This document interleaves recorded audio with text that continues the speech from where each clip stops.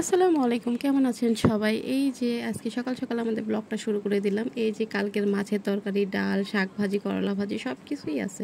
তো আমার ছেলে তবুও বলতেছে, আম্মু আমি চিংড়ি মাছ দিয়ে ভাত খাবো, চিংড়ি মাছ দিয়ে খাবো। তো আমি বললাম, তো তোমার পানি ভাত খাওয়ার কোনো প্রয়োজন নাই, দাদু রুটি আনতে গেছে, আজকে আমরা বাইরে থেকে নাস্তা খাবো। বলে, না আমি বাইরে নাস্তা খাবো না, তুমি আমাকে জলদি করে পানি ভাত দাও, আমি চিংড়ি মাছ দাও, আমি পানি ভাত দিয়ে চিংড়ি মাছ খাবো। ঠিক আছে, তো যেই ভাবা সেই কাজ, ওর জন্য আমি আবার একটা চিংড়ি মাছ নিয়ে আসলাম, সাথে পানি ভাত দিলাম। বললাম, তো তাহলে তুমি খাও? বলে, না না, আগে আমি মাছটা খাই, তারপরে আমি ভাত খাবো। তো ঠিক আছে, তুমি তাহলে আগে মাছ খাও। তো মাছ দিতেছি, বলে, না আমি এটা পরিষ্কার করে দাও। কিরে বাবা, এটা কি আমি পরিষ্কার করি নাই? এটা তো সুন্দর করে খোলায়া টোলায়া তারপরে তোর লেগে ভাজছি, আর তুই কথা আমি এটা পরিষ্কার করি নাই মানে? আচ্ছা যাই হোক, এটা সুন্দর করে আবার পরিষ্কার করা মানে কি বুঝছেন? এটা হলো যে উপরে খোলস টোলস বা খোসা, সেগুলো সে খায় না। লস টলস খোসাগুলো আমি তাকে ছাড়াই দিলাম। তো সে একটা কামড় দিয়ে মাছটা নিয়ে নিল। বলে, না আর পরিষ্কার করা হয় না, ভালো করে পরিষ্কার করো।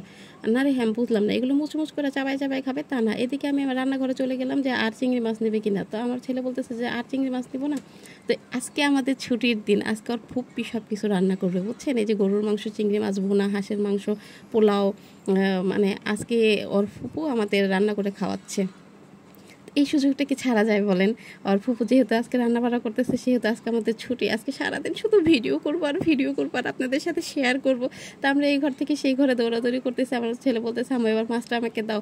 আমি বলছি যে আহার, এই সুযোগে পাইলে আরেকটা মাছ নিয়ে আসতে পারতাম। থাক, আরেকটা মাছ না খাও বাবা, তুমি এটা খাও, পরে রান্না হইলে পরে খাও। যেহেতু এখন মাছটা ভাজছে, ভালো মতো রান্না করা হয় নাই, তাহলে তুমি মাছগুলো পরে খাও, ঠিক আছে? বলে, ঠিক আছে আম্মু, আমি সবার ভাগে চিংড়ি মাছ খেয়ে ফেলবো। আচ্ছা ঠিক আছে, তুমি সবার ভাগে চিংড়ি মাছ খেয়ে ফেলো।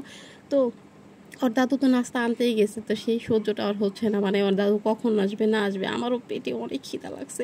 এতক্ষণ কি না খেয়ে থাকা যায়? হ্যাঁ, প্রায় 9:30-র মতো বেজে গেল। কবে নাস্তা আসবো, কবে খাবো? তার চেয়ে ভালো কালকের বাসি ভাত আছে, তো বাসি ভাতই খায় না কেন? আমি বাবা এত বড় লোক না, এত বড় লোকই ভাবো আমার নাই। পানি ভাত থাকুক, বাসি যেটাই থাকে আমি ভাই খেয়ে ফেলতে পারি, যেহেতু আমি বউ মানুষ। যাই হোক, আমার ছেলে বলতেছে, আম্মা আমিও তাহলে তোমার সাথে পানি ভাত খাবো। তো পানি ভাত যখন ওকে দিলাম, ও বলতেছে আমি ওই মাছের তরকারি টরকারি দিয়ে খাবো না।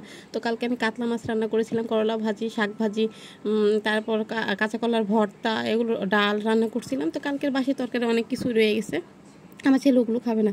ঠিক আছে বাবা, তুই ওগুলো না খা, আমি খাই। তো আমি খালি বারবার বলতেছি, কি রে ওর দাদি আসে না কেন? ওর দাদি যদি আসতো তাহলে আমি পানি ভাত তুই আগে রুটিটা খাইতাম।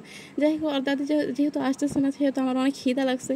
তো আমি খাওয়া শুরু করে দিছি। তো আমার ছেলে ওই টেবিলে বসবে না, খাবার টেবিলে সে কখনোই বসে না, সে হয় সোফায় বসে, না হলে আমাদের ঘরে খাটে বসে। তো বললাম যে ঠিক আছে। তো খাটে যখন বসে তখন খাটটা পুরো নোংরা করে ফেলে, তাই ওকে সোফায় বসে খাওয়াইতেছি। আর এদিকে আজকে যেহেতু শুক্রবার, আর আব্বু বাসায় আছে, আর আব্বু আবার চিল্লাচিল্লি করবে খাটে যদি ময়লা টয়লা পরে, সেই জন্য থাক আমি ওদিকে নাই গেলাম।